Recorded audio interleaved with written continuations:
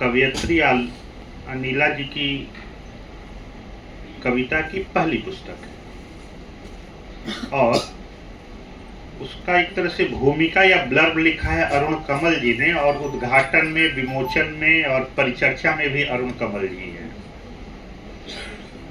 एक सुखद संयोग है कि आज से करीब करीब 20 साल पहले, 18 साल पहले मृत्युंजय कुमार सिंह जी, जो कि नीलांबर के संरक्षक है, उनकी भी पहली कविता का जो विमोचन है वह भी अरुण कमल जी के हाथों ही हुआ था।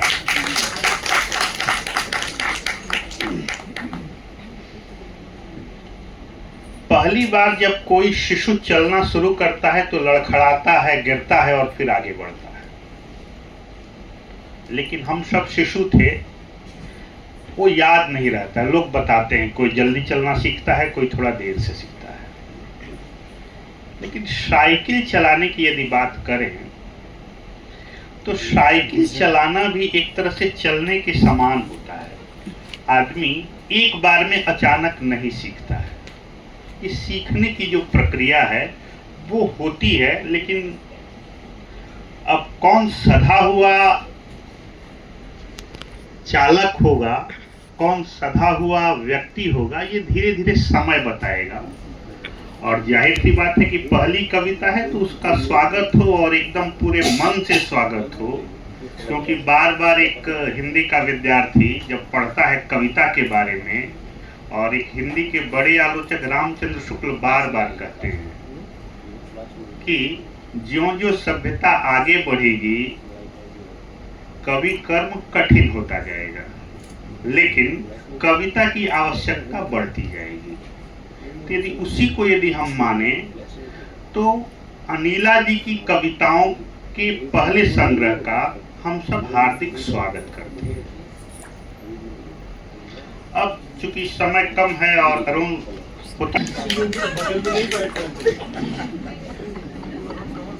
नहीं, लेकिन चुनौती होती है सर कई बार कि हम लोग जब इंटरव्यू देने भी जाते हैं ना तो 2-4 मिनट में ही डेमो दे देना होता है। तो वो खैर अभ्यास की बात होती है। दो बहुत ही प्रतिष्ठित और बहुत ही क्रेडिट अरुण कमल जी की भी बातें हैं और प्रियंकर पालीवाल जी की भी बातें हैं। कविता पर ये लोग गंभीरता से अपनी बातें रखते हैं। कविता समय पुस्तक अरुण कमल जी की है और प्रियंकर पालीवाल जी की कविताएं, और जो उसकी जो समीक्षाएं है प्रियंकर पालीवाल जी, ये तो है निश्चित तौर पर। लेकिन मुझे जो आकर्षित करता है, जो मुझे जो बात लगी, वो सपने की और संघर्ष की कविताएं हैं। और एक विशेष रूप से मैं देखूं तो स्त्री का सपना और स्त्री का संघर्ष इसमें लिखा भी है इन्होंने, बल्कि शुरुआत ही होती है, ख्वाब जो पलकों पर पले और अश्क जो है कुछ समय के बाद, जो इसकी गठन है, अश्क जो पलकों ने थामे। तो यदि कि जो सपना तो है, सपना तो देखना है, लेकिन सपने के साथ साथ वो जो संघर्ष आता है वो संघर्ष भी है। और इन सब के बीच अंततः एक स्त्री का जो मन क्या कहता है, वो बार बार, वो परिवार की भी कविताएं हैं, वैयक्तिकता भी उसमें, और कहीं न कहीं वो साहसिकता भी दिखती है, जो कि कई बार समाज से टकराती है, लेकिन अंततः वहां पर आकर के अपने परिवार में, अपने जीवन में एक बार कहीं न कहीं खुश होने के लिए, या तो कहीं खुश हो जाती है, खुश होने के लिए विवश हो जाती है। ये कविता संग्रह भाव और भावनाओं से पूरी तरह से भरा हुआ है। और स्त्री मन की कविताएं मैं इसलिए कह रहा हूं कि पहली ही जो कविता है, बल्कि उसको यदि हम ध्यान से देखें तो उसमें कहा गया है, मेरे मन को पढ़ने की बजाय कर लो कितने भी सामाजिक अध्ययन, मेरी मासूमियत की नीतियों पर लिखा नैतिक शास्त्र तुम्हें अनुत्तीर्ण कर जाएगा। यानी कि सामाजिक विमर्शों की बजाय स्त्री के मन की बातों को पढ़ना होगा, और स्त्री के मन की बातें इन शब्दों में ही उतर रही हैं। हो सकता है कुछ अनगढ़पन हो, कुछ बहुत सारी बातें हो। शिल्प वाले पक्ष पर मैं आने वाले समय थोड़ी सी बात करूंगा, क्योंकि मुझे लगता है कि पहली बार में पहला जो संग्रह है उस आधार पर ही बातें होनी चाहिए। क्योंकि यदि कक्षा 5 का विद्यार्थी हो और एक बीए का विद्यार्थी हो, तो दोनों की स्तर में अंतर होता है और हम लोग का वो अंतर होना चाहिए।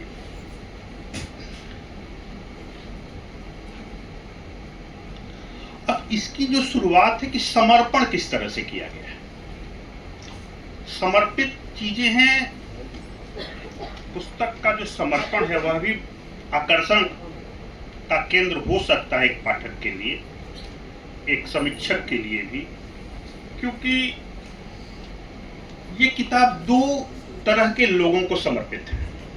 एक उनकी जो बेवक्त की मार से धराशायी हो जाते हैं, और एक उनकी जिनकी पलकों में सपने अभी भी बने हुए हैं। तो कई बार जो बेवक्त की मार से, जो परिस्थितियों के वश जो धराशायी हो जाते हैं, बल्कि नागार्जुन जी की वो कविता याद आती है कि जो नहीं हो सके पूर्ण काम, करता हूं मैं उनको प्रणाम। प्रतिकूल परिस्थितियों ने जिनके मनोरथ कर दिए चूर चूर, करता हूं मैं उनको प्रणाम। और एक तरह से फिर उम्मीद की भी कविताएं हैं।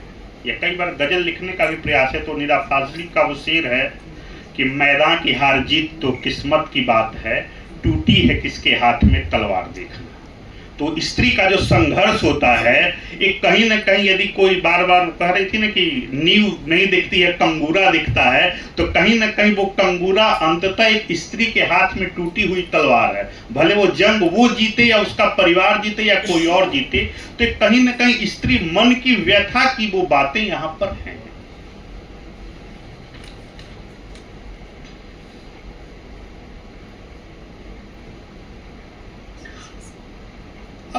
प्रेम का जो रूप है, कई बार वो प्रेम किस तरह से व्यंजित होता है इनकी कविताओं में, वो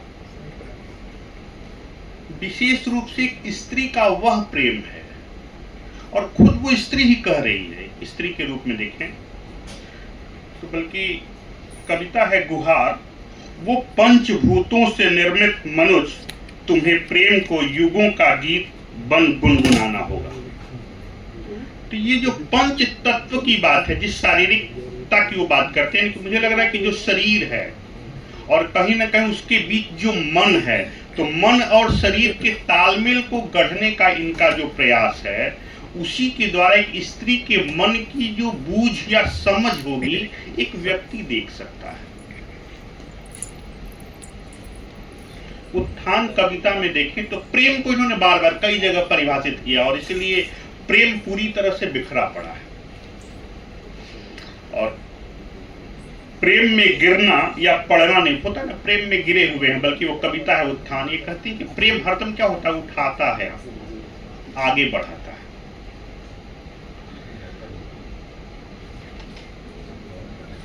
और तीसरी बात, ये प्रेम में ईश्वर होना, कि व्यक्ति प्रेम में ईश्वर हो जाता है। यदि हिंदी साहित्य के भक्ति काल के दौर की बात करें तो वहां भी प्रेम की सबसे अधिक प्रतिष्ठा है, और मानुष प्रेम भये बैकुंठी। तो जैसे कहते हैं कि यह जो मनुष्य का प्रेम है वही उसको ईश्वरीय बनाता है, बैकुंठीय बनाता है। या कि सूरदास बल्कि बहुत ही प्रेम की जो परिभाषा उन्होंने दी है कि प्रेम प्रेम ते होई, प्रेम ते पारह जई हैं, और प्रेम बध्यो संसार, प्रेम परमारथ लहिए। साचे निहचे प्रेम को एकै भक्ति रसाल, और जीवन निहचे प्रेम को सबते मिले गोपाल। तो प्रेम ही पूरे संसार को बांधता है, और स्त्री ही वह प्रेम का ही वो धागा है, जो सूत्र है जिसके जरिए वो बांध रही है। और बार बार पारिवारिकता देखेंगे तो स्वेटर एक कविता है, संभवतः सलाइयां, दादी नानी सब सलाइयां स्वेटर बुनती हैं, और उस बुनावट में जिस तरह से उनका समर्पण है, उनका जो प्रेम है, वो वहां एक व्यक्ति का वो प्रेम दिखता है, बल्कि खासतौर पे स्त्री का वो प्रेम दिखता है, वो पारिवारिकता का प्रेम दिखता है। और पारिवारिक प्रेम का एक रूप है दो कविताओं में, बल्कि देखें तो माँ और गाजर का हलवा,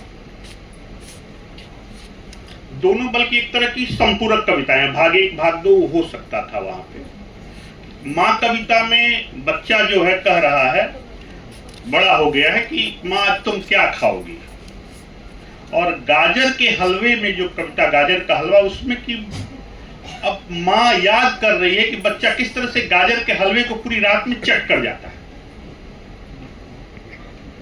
तो कई बार ये तथ्यात्मक सूचनात्मकता हो जा रही है कविताओं में, थोड़ा सा और यहाँ पे और प्रयास होता तो ये कविता थोड़ी उम्दा होती,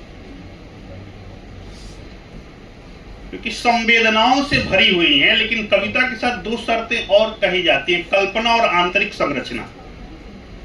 तो मुझे लग रहा है कि कल्पना का भी थोड़ा स्पेस देना होगा और आंतरिक संरचना पर थोड़ा यदि और काम किया जाए तो अच्छी कविताएं बनेंगी। क्योंकि कविताओं की जो मूल शर्त है वो संवेदना, भाव, वो यहाँ पर दिख रहा है, उसका जो स्रोत है वो तो है।